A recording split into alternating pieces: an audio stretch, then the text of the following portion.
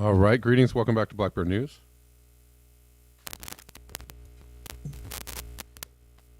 where everything is connected. Greetings and salutations. And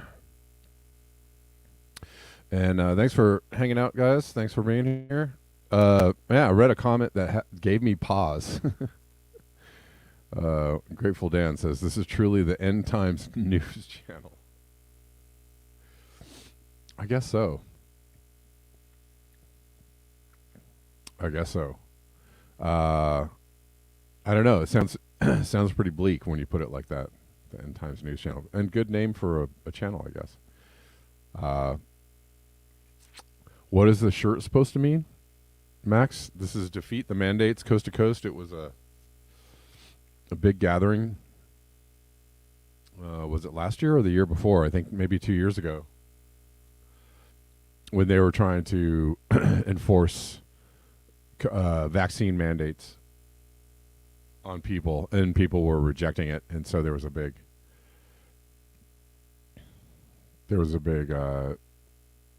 festival for that in Los Angeles, which I went to.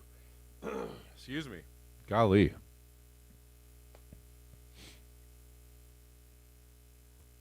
That's what it means, and I like the shirt. I support the sentiment.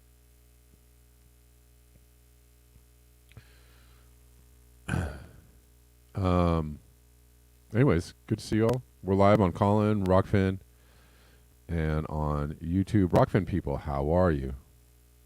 Good to see you. Thanks for hanging out with me on Rockfin.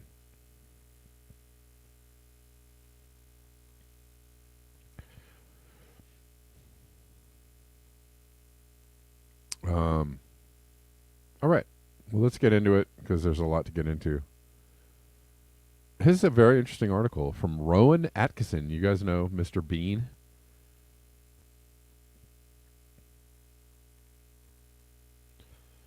And I really liked the Mr. Bean show, but this is Rowan Atkinson, who starred, created, wrote, acted in that show.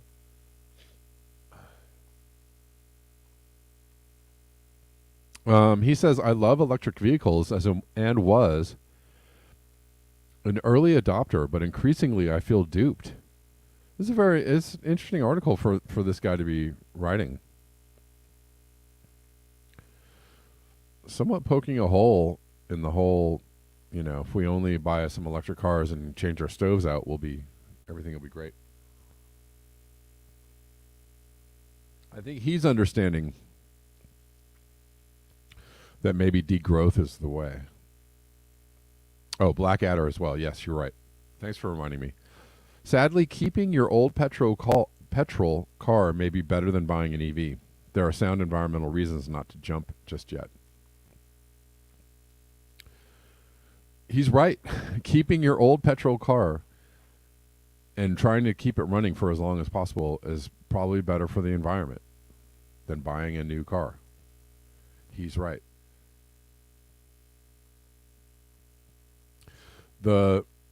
It's what's hard though is that, of course, the efficiency, it's hard to beat the efficiency.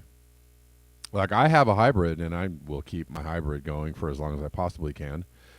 And I can't imagine driving a regular engine car again, because so much gas and so expensive. So, I mean, I don't know. You're damned either way, right? If you keep your old petrol car, gas will. I just read a story about Saudi Arabia cutting back oil output even more. They're going to cut back oil output more. Why? Because their prices are too low for them. We need more money. People are already squeezed to their very last, dollar in their bank account.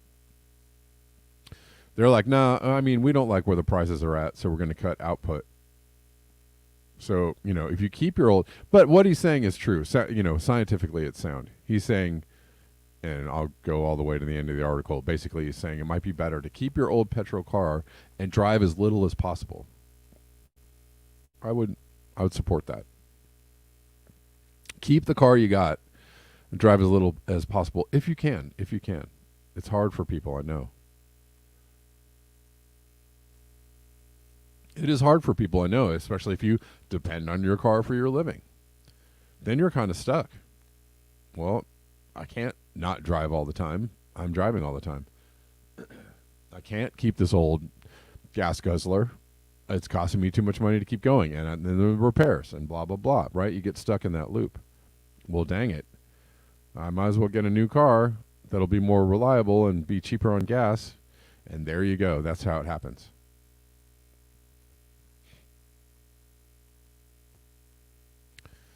I don't know, but it's again, a predicament. Electric motoring is in theory a subject about which I should know something. My first university degree was in electrical and electronic engineering with a subsequent master's in control systems. Combine this perhaps surprising academic pathway with a lifelong passion for the motor car, and you can see why I was drawn into an early adoption of electric vehicles.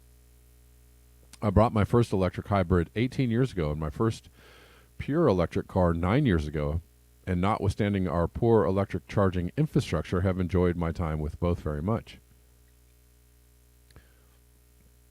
And there's another way in which you're damned, right? You buy the electric car, well, where do you charge it? How often can you drive in between charges? If you have to drive every day, that thing is on the charger all the time, isn't it? How much does that cost to charge your car all the time? Electric vehicles may be a bit soulless, but they're wonderful mechanisms, fast, quiet, and until recently very cheap to run. But increasingly, I feel a little duped.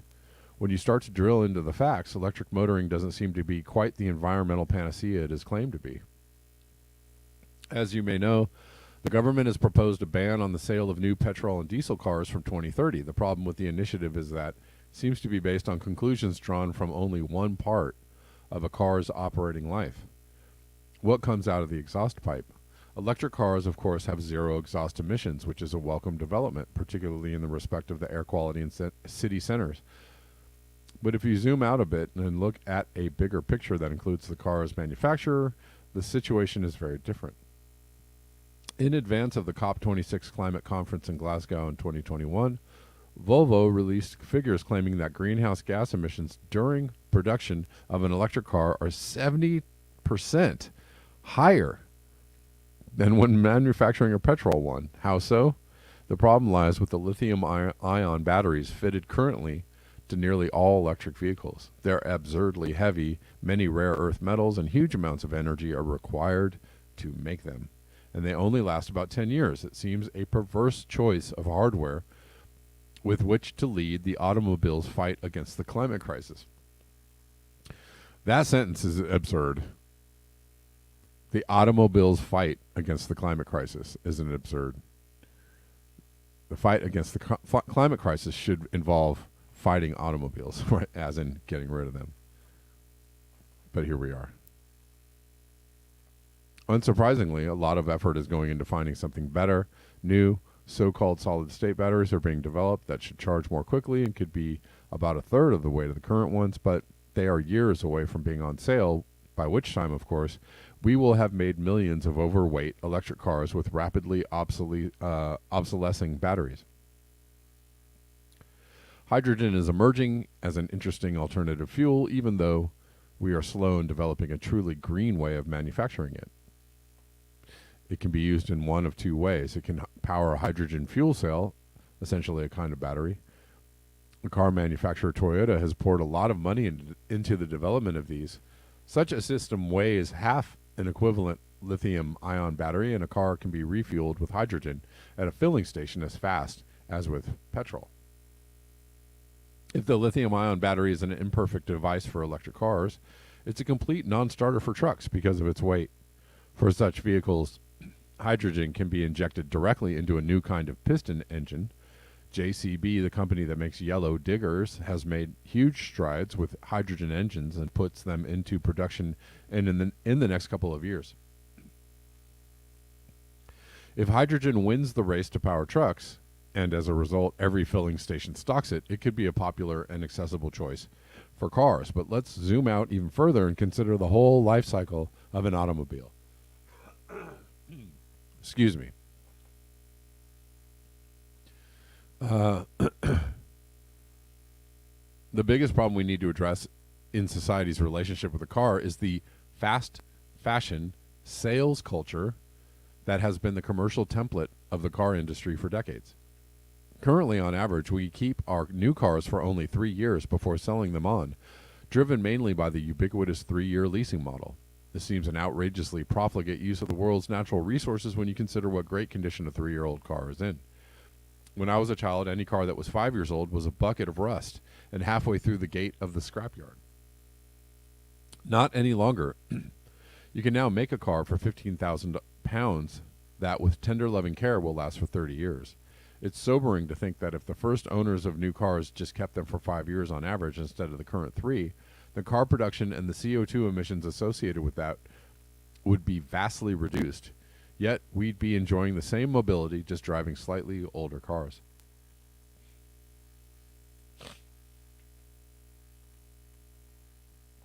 We need also to acknowledge what a great asset we have in cars that currently exist. There are nearly 1.5 billion of them worldwide. In terms of manufacture, these cars have paid the environmental dues, and although it is sensible to reduce our reliance on them, it would seem right to look carefully at ways of retaining them while lowering the polluting effect. Fairly obviously, we could use them less. As an environmentalist once said to me, if you really need a car, buy an old one and use it as little as possible. A sensible thing to do would be to speed up the development of synthetic fuel. I don't know about that. Because again, you're allowing for the manufacture of the fuel and the car and the energy involved in all of that. Everything he's been saying has been pretty great up until now, and I don't know about the synthetic fuel part.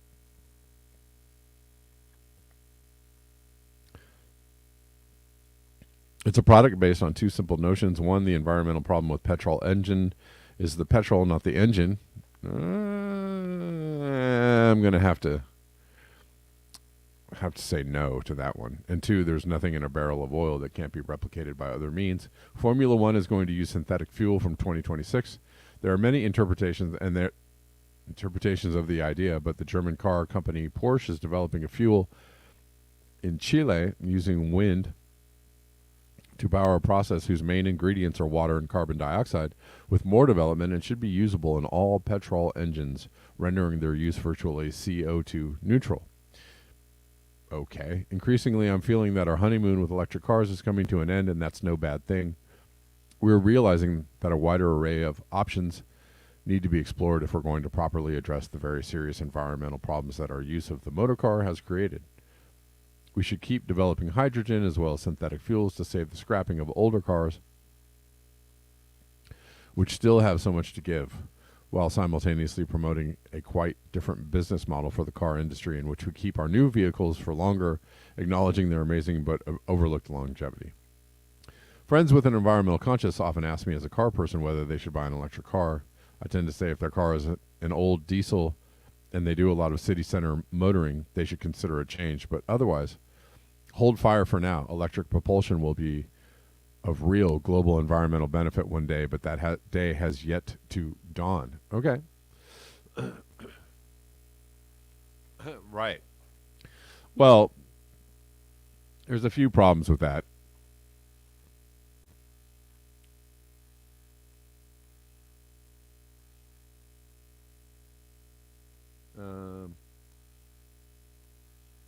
Anyways.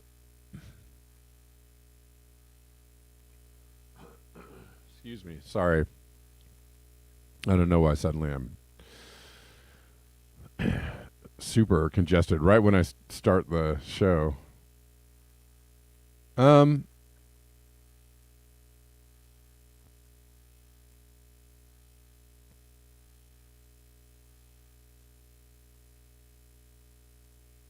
Yeah, there are a few problems with that article, which is quickly to point out that the energy involved in making the synthetic fuel, and he said as much, making hydrogen power, are energy intensive. Where does that energy come from? Not from hydrogen. He was talking about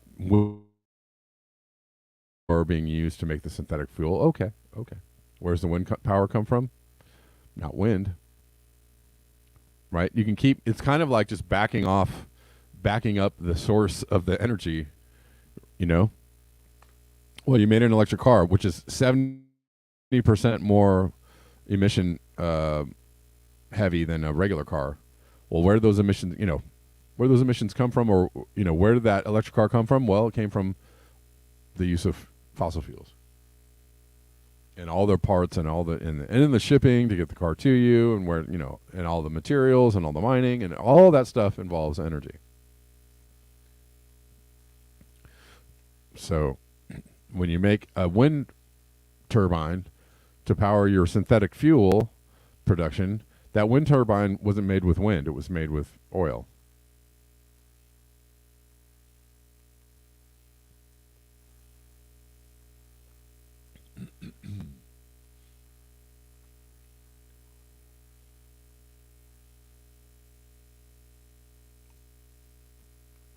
Anyways,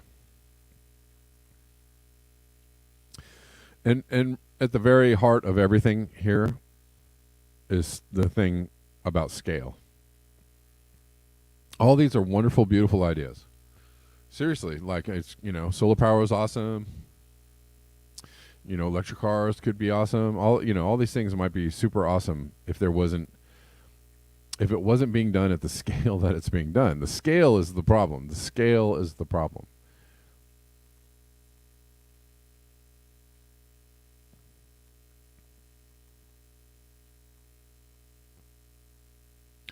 Emoji says, you will eat Z bugs and hit Z like button. Yes, you will. Hit it now and have this nice cricket burger. All right. Solar panels and eco disaster waiting to happen. I mean, I guess we're going to stay with a theme.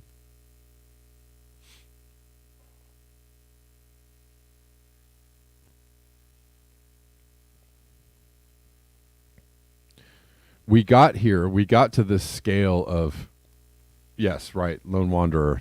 Good, we got to this scale of production and manufacturing and consumption on the back of what? Cheap fossil fuels.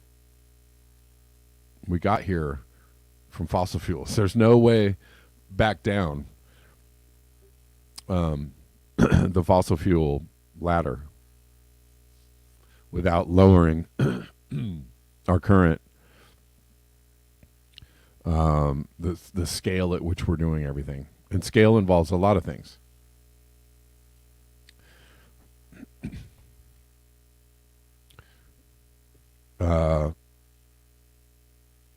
It involves a lot of things. Two of those things are money and population. So there's two things going at the same, right? People with a lot of money, a lot of resources, in order to drive the scaling of what we're doing. That's happening. And the population that are the consumers of said scaling. Those are 2 points. All right. An eco disaster waiting to happen while they're being promoted around the world as a crucial weapon in reducing carbon emissions. Solar panels only have a lifespan of up to 25 years. Experts say billions of panels will eventually all be disposed of and replaced. The world has installed more than 1 terawatt of solar capacity. Ordinary solar panels have a capacity of about 400 watts. So if you count both rooftops and solar farms, there could be as many as 2.5 billion solar panels, says Dr. Rong Dang, an expert in solar panel recycling at the University of New South Wales in Australia. According to the British government, there are tens of millions of solar panels in the UK, but the specialist infrastructure to scrap and recycle them is lacking. I've read so many of these articles, basically saying the same thing. Energy experts are calling for urgent government action to prevent a looming global environmental disaster.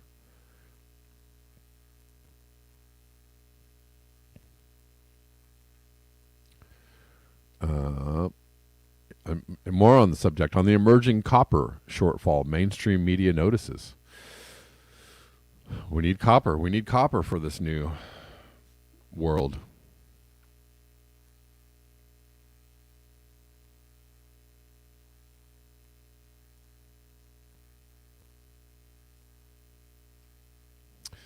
Max Sargent, they want to make a wood pellet plant in Northern California. Oh, good God.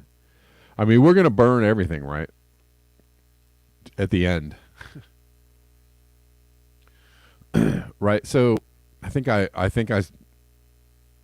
mentioned this. Remember the great freeze of Texas, when the power went down and, so if something like that happens, whether it's a great freeze or a great heat wave or whatever it might be,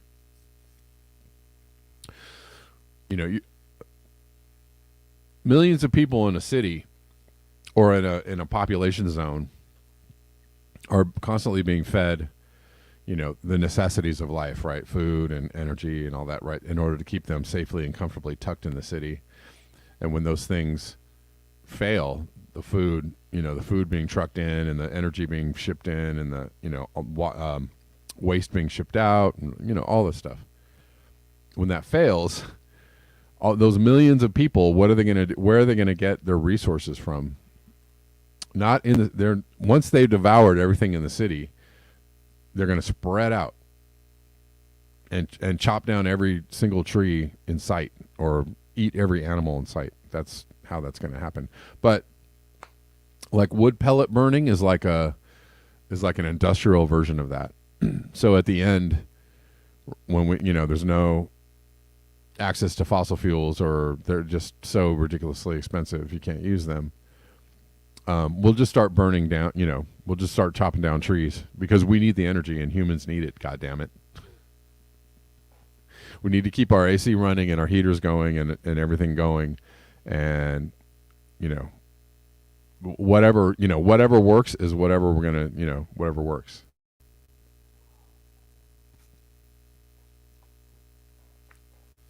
And that will happen. Yes, and water will be a big concern too. Wherever people can get water, the water will be extricated. Absolutely. And that will happen. And there will be it's this isn't, necessarily a great things, not very nice and comfy and lovely things to think about. They're very scary and kind of harsh. Sorry. But there will be a fulcrum or I don't know what you want to call it, a point at which, people's need for resources will run up against the ability to get those resources. And then, right. And then that's where, scary things happen.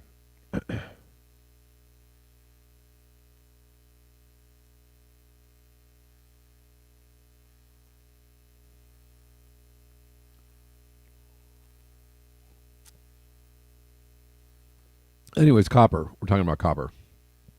I'm certainly not the only person who noticed before now that sustaining or increasing consumption of copper would be difficult, as I suggested in my July 2022 piece entitled Acceleration Forever, Increasing Momentum of Mineral Extraction.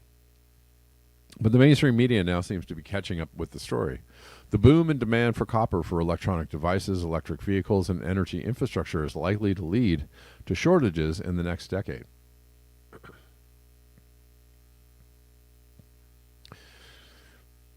The Reuters story cited above also tells us that mines take 10 to 20 years to develop after the deposits they are based on are identified. There is therefore little prospect that copper production will be dramatically increased in the next decade.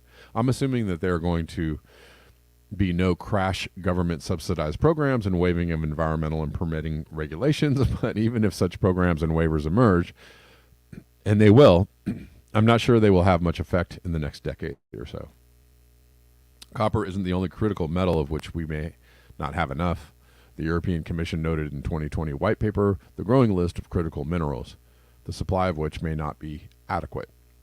Some are in demand because they are important to an increasingly electrified transportation system and the renewable energy industry. Many so-called rare earth elements fall into this category. Right now, those metals come primarily from China. I summarize a mentality that has neglected what to me was an obvious emerging problem in a piece I wrote in 2009. Let me quote from that piece. A reader insists that the indium simply can't be scarce because, get this, there is indium in billions of electronic devices, including cell phones and computer screens. In fact, in nearly everything that has a flat screen display associated with it. This is curious logic. It says that because we are using a resource ubiquitously and at an exponentially increasing rate, it must be plentiful. Now, I would conclude that such a situation would, in fact, be likely to result in the very scarcity I fear. Of course, it was always possible that everything will turn out all right with regard to the critical supply of metals and energy, but given the risks and uncertainty, it is wise, or is it wise, to bet the future of civilization on the most optimistic assumptions? Don't think such negative thoughts. Come on, guys. Positivity, abundance. Come on. Take my motivational speaker course for only $39.99. I'll be starting it today at 8 p.m. You guys want to come on? We're going to talk motivational aspiration, thoughts, and ideas, and it's just going to be about abundance and how you can create the world you want to live in. You can have everything you want. Okay? Sound good? You guys want to do that? Let's go.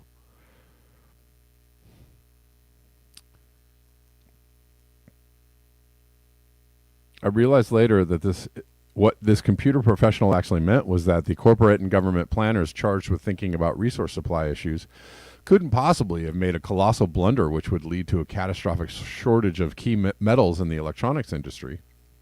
He presumed, I think, that such an outcome was simply out of the question given the competence and intelligence of the people in his industry. I think this is really the hardest kind of denial to cut through. If one admits this kind of incompetence is possible, then it implies that we could be hitting limits all over the place, which have not been foreseen by corporate and government planners. Well, if immediate profit is your goal, then you don't need to plan for the future. You're just planning to get, how quickly can I turn a buck?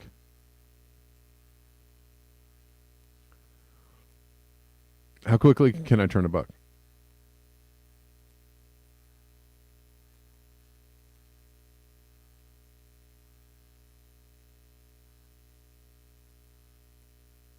You don't have to think about the long-term effects or consequences. I think this is really, let me see. That would mean a complete readjustment of one's worldviews and concentrated dose of fear and uncertainty to boot. Of course, the long-running denial about limits is what has gotten us to this point. We won't get a do-over. We will just have to stumble forward from here. And that is what I expect, a lot of stumbling. There will be finger-pointing and excuses and even recriminations against anyone who can be labeled an environmentalist and therefore somehow vaguely responsible for standing in the way of mind development. These loonies are out here, they're anti-human. They think that the world is in trouble and anybody can just look out their window and see that everything's fine.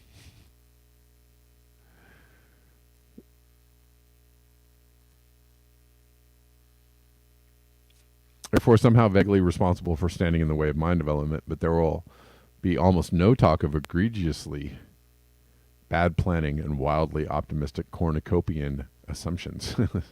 We live in a world in which the main equation in economics for calculating production has only two factors, capital and labor, leaving out the obvious physical resources. In the Cobb-Douglas production function, physical resources are assumed to be readily available in the quantities we require at the time we need them and at prices we can afford. By the way, I am no relation to one of the authors of this function, Charles Cobb. This is Kurt Cobb who wrote this. So here we are in 2023 and someone has discovered, oops, we don't have enough copper to do all the things we think we'll have to do to support population growth and an energy transition to renewables. Maybe everything will work out, but that's what my reader back in 2009 thought. The truth is that things are not working out and we don't have a plan. Boom. Boom. All right. Sorry. That's annoying. Okay, I still haven't gotten a new chord yet. Sorry, I have to go down to Guitar Center. I will do that today. So the chord has a big fat buzz in it. Fantomas, how you doing? Are, are we good now or no? We are good. We are good. Okay. Well, I think the big problem here is the fact that we say everything that we're saying is just words over and over and over again, and nobody wants to do any type of action, and it's this constant, endless cycle, and we don't know how to get out of that. That goes for the politicians. It goes for everybody who wants to make like a festival with a planet and a sun with sunglasses on it. You know, all of these Sun with sunglasses on it. yeah, I mean, just all with That'll do it. That's there you go. I mean, and then they just want to talk about like what they're doing for their family. I'm going to get some solar panels and put them on my roof. And then meanwhile, you know, it's just one thing after another, but it really has to come down to the fact that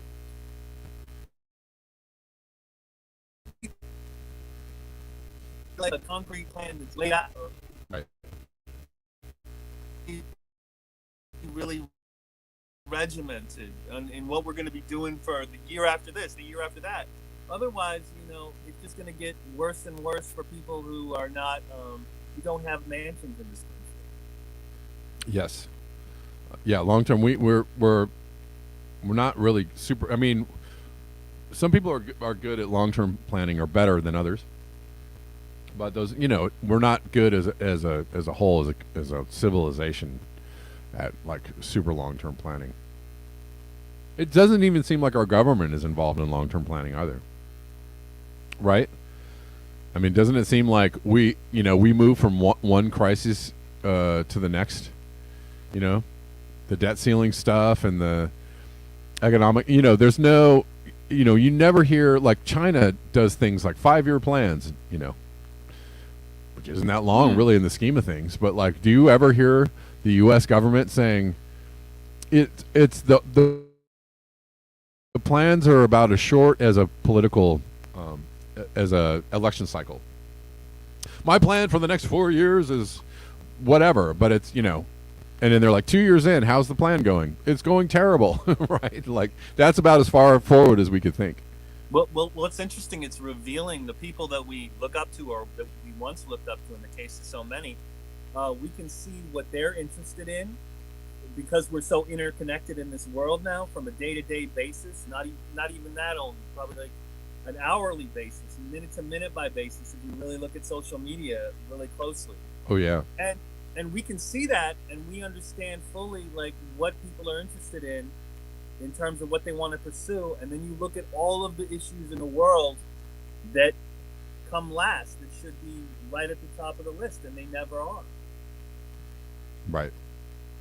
You're right. It's just, and on some levels, maybe there's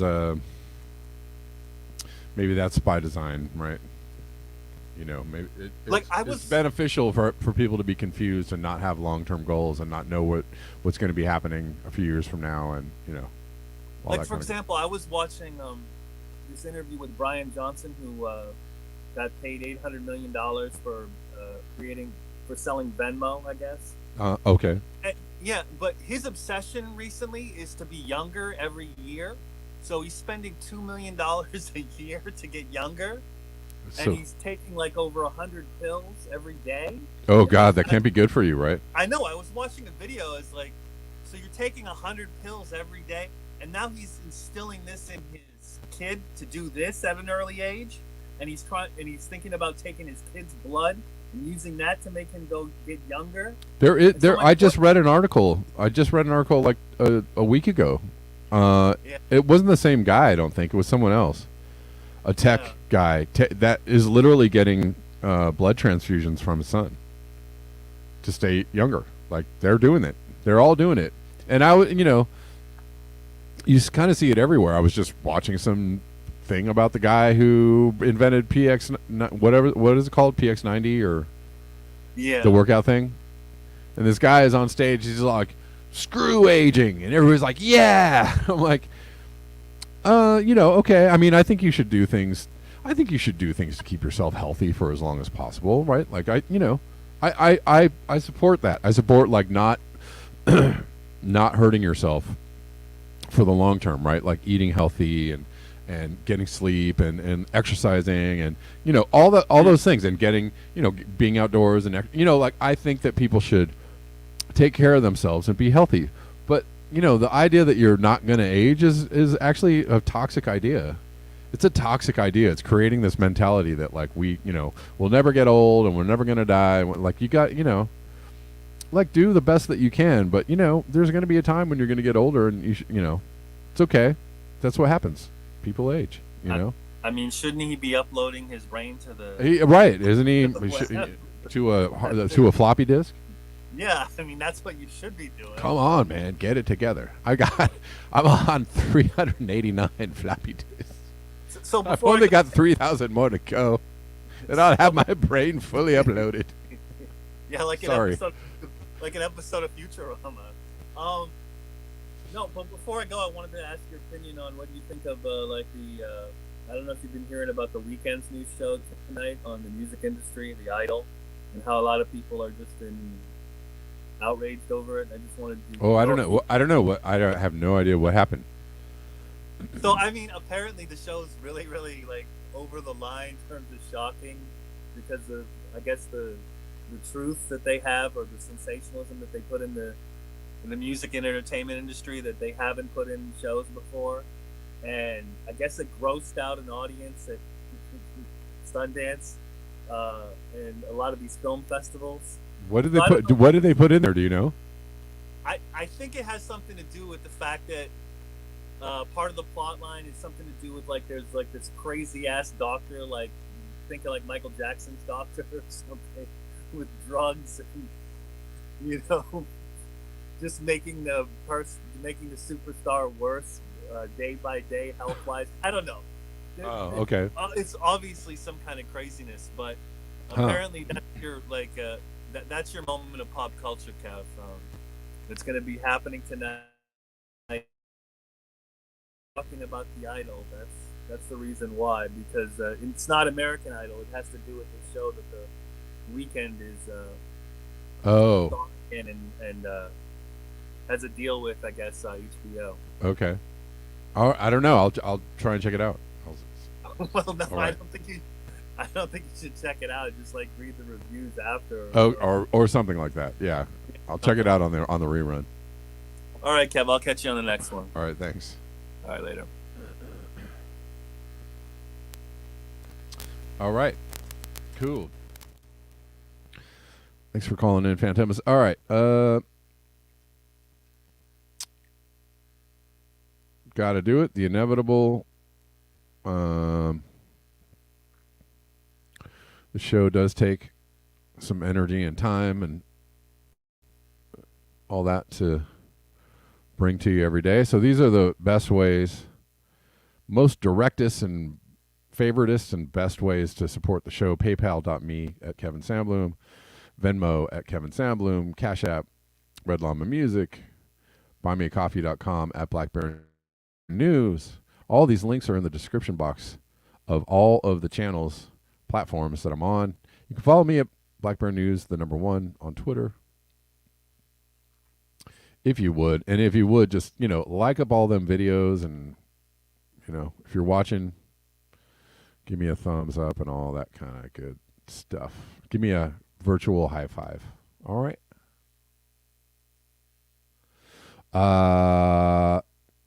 William, I see you. Give me 1 second.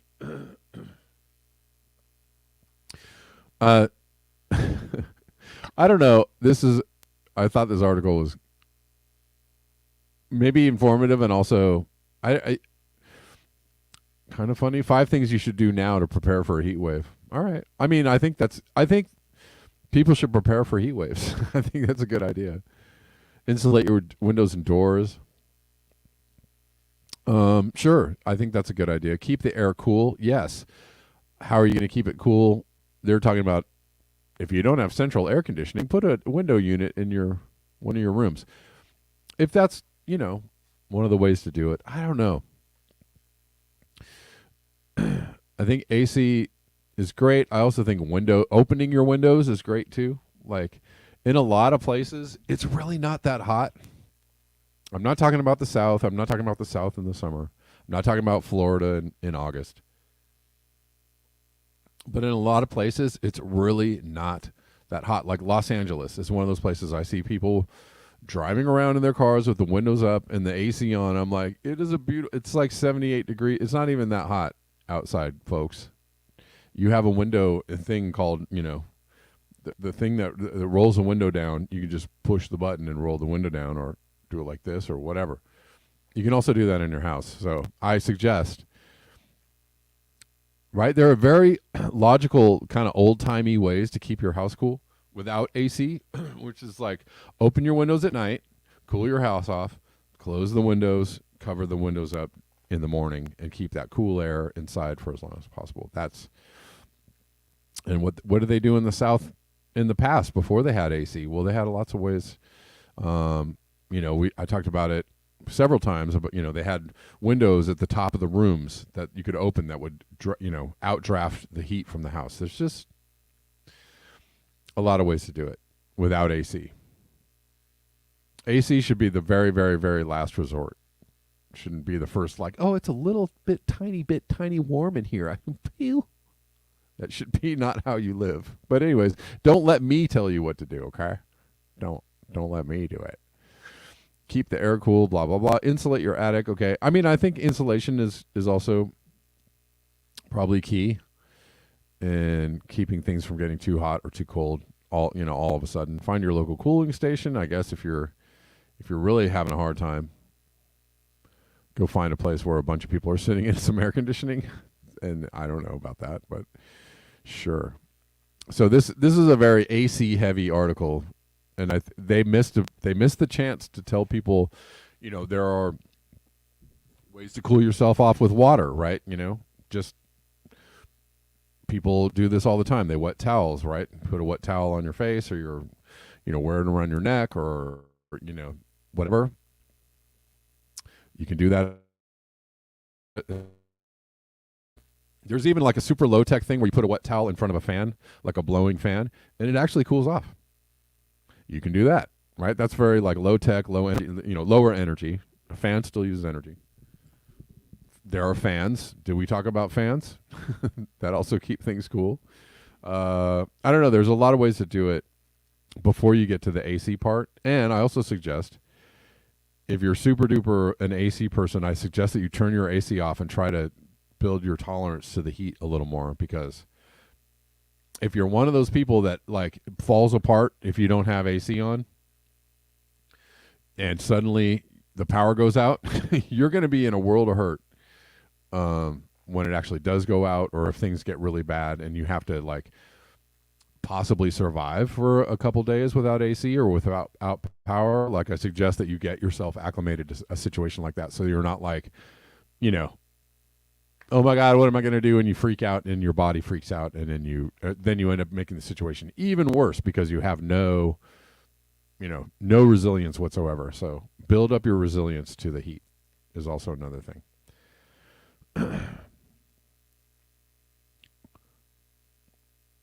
So that was all like AC, check your AC. Do you have AC?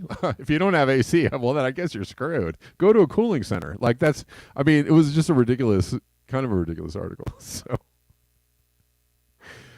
get in a room with a bunch of people and that has AC on, and hope the power doesn't go out. Man, if the power goes out and all those people are sitting in a room and the AC goes out, oh my God, that's going to be even worse.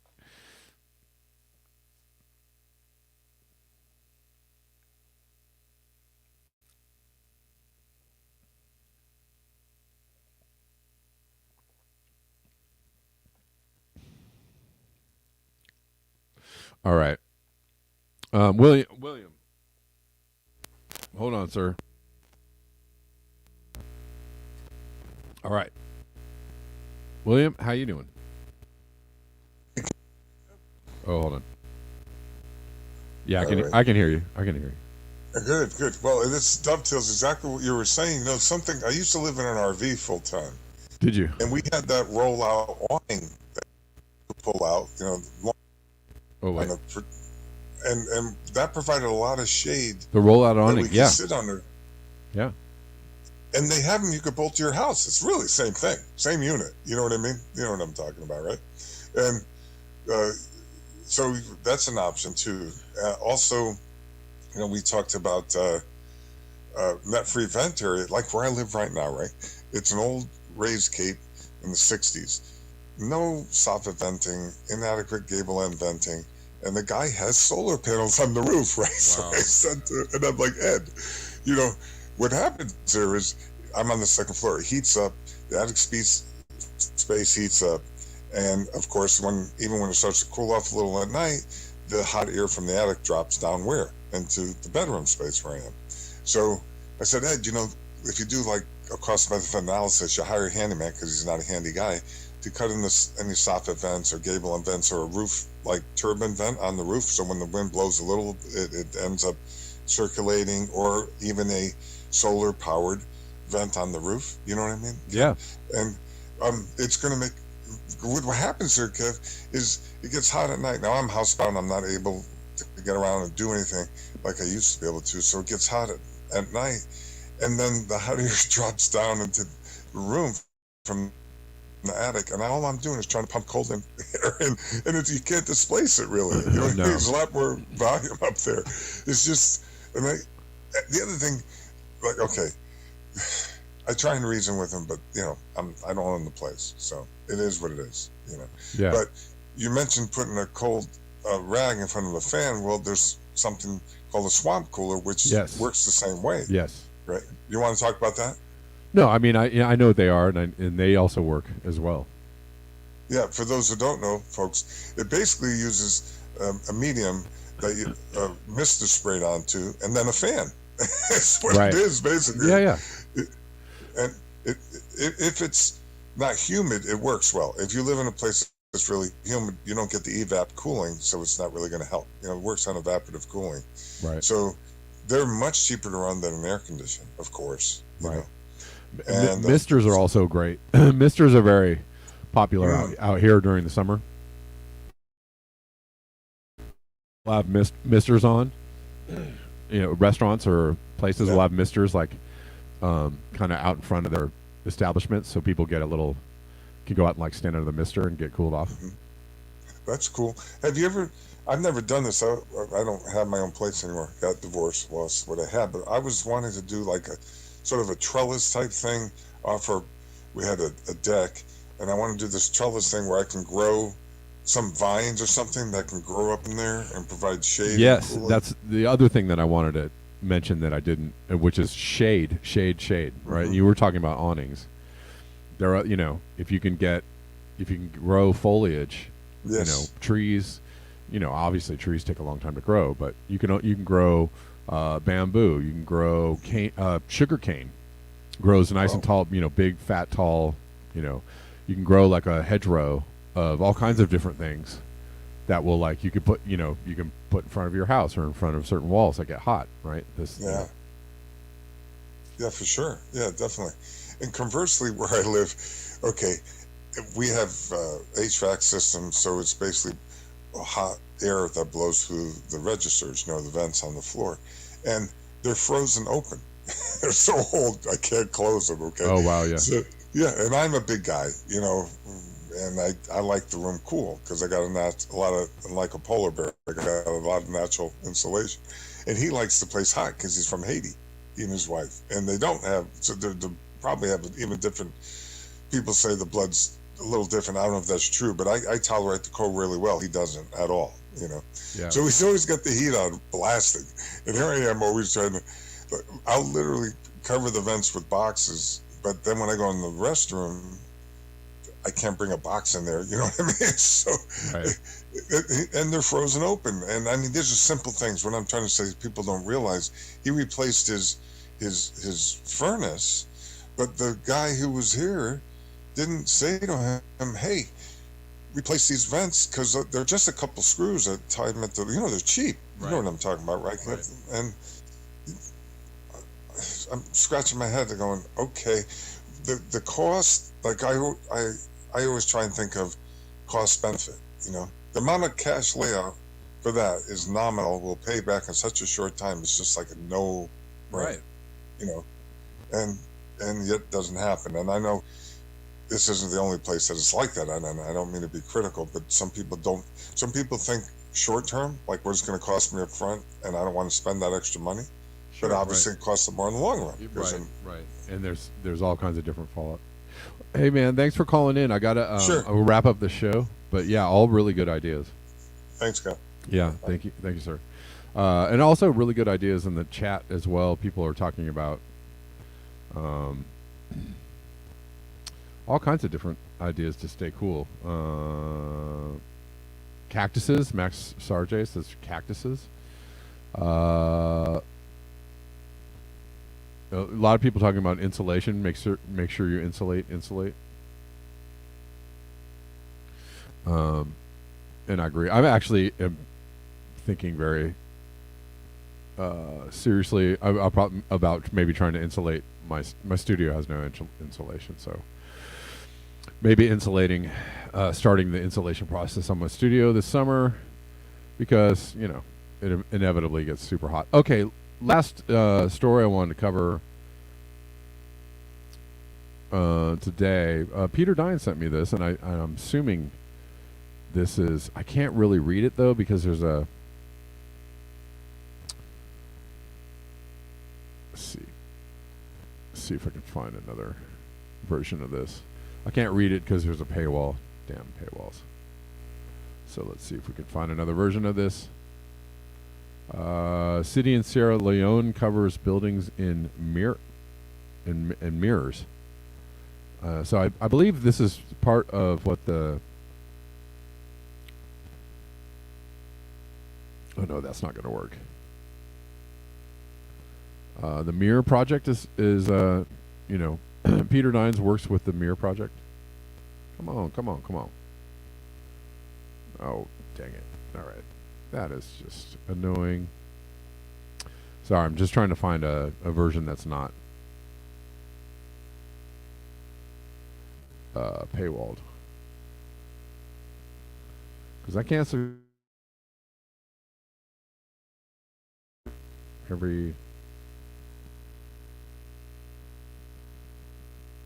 Anyways, I'm not going to be able to read it right now.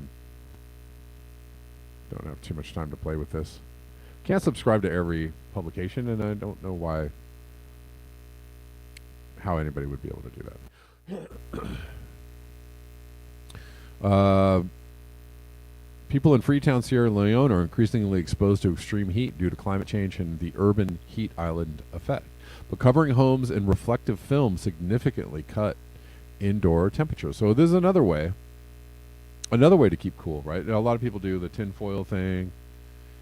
No, I'm not talking about making hats. I'm talking about, covering their windows in tinfoil or other reflective materials, right, to reflect the heat. What if you did this to your roof? Could probably keep your living space substantially cooler. I really wish that I could read the rest of this article, but I tried everything. I tried the paywall remover, and I just could not do it. Okay, last minute call from Amanda. How you doing, Amanda? Hey. Hey. I just wanted to. How you doing? Good. I just wanted to share that.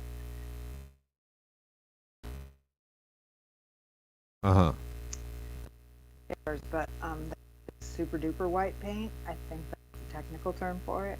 Super that duper white paint. reflects- Yes. Yeah, I think that's technically correct. That it reflects like 99% of the sun's rays. Like I can't even look at it with my bare eyes because it reflects so much light. Oh wow. Okay. And the landlord painted the roof last year, and I'm not even kidding you, 10 to 15 degrees cooler in the summertime just by painting the roof white. Nice. Okay. Well, there you go. There's another idea, right? Yeah, That's a so great thank idea. you. I appreciate you doing this show. Thanks. Oh, for thank you. having me. Thank you. Thanks for calling in. Yeah, and it's also a reason why, some places, the Spanish style homes are often painted white. very white, very, very white, because it reflects the heat. Why do people dress in white in tropical countries? Because it keeps you cooler. And on and on. You guys, you know the thing, man. All right, guys. That does it for me. I'm going to sign off today. Thank you all for hanging out with me each and every day on the interwebs. Thank you to all the supporters, and which is all of you. And I will see you all tomorrow at the regular time of 12 p.m. Pacific Daylight Time. And until next time, peace.